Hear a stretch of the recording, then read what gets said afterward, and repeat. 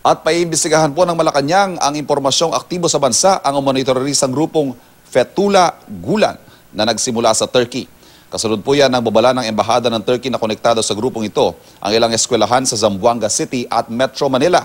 Naritong unang balita ni JP Soriano.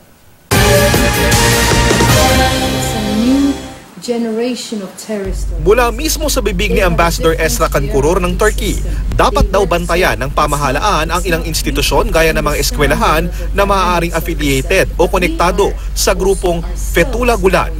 Hango ang pangalan ng grupo sa Turkish leader na si Fethullah Gulen na sinisisi ng presidente ng Turkey sa planong pagpapabagsak daw sa kanyang pamahalaan.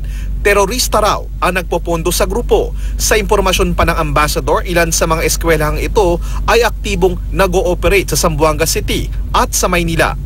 They try to portray themselves as a civic education or service movement, a charity organization who are talking about interfaith dialogue. They are present in more than 150 countries through their foundations, through their organizations, with a benign facade, and you have them in the Philippines.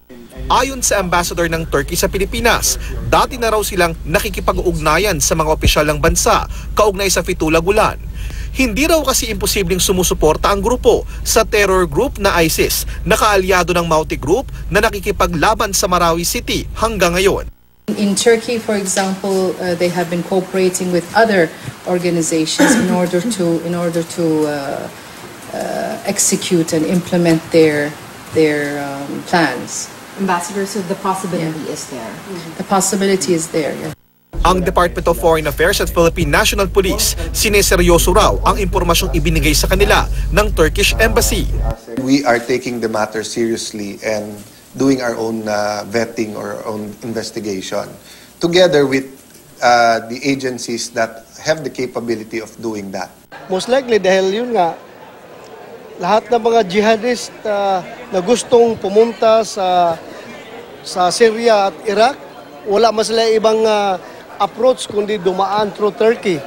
Ngayon, sinara na ng Turkey yung kanilang border, may mga advisory na naman yung mga ISIS leaders na you can go to Southern Philippines. Paiimbestigahan naman daw ng palasyo ang mga ganitong impormasyon, lalo't iniuugnay sa terorismo. Para sa unang balita, JP Soriano reporting.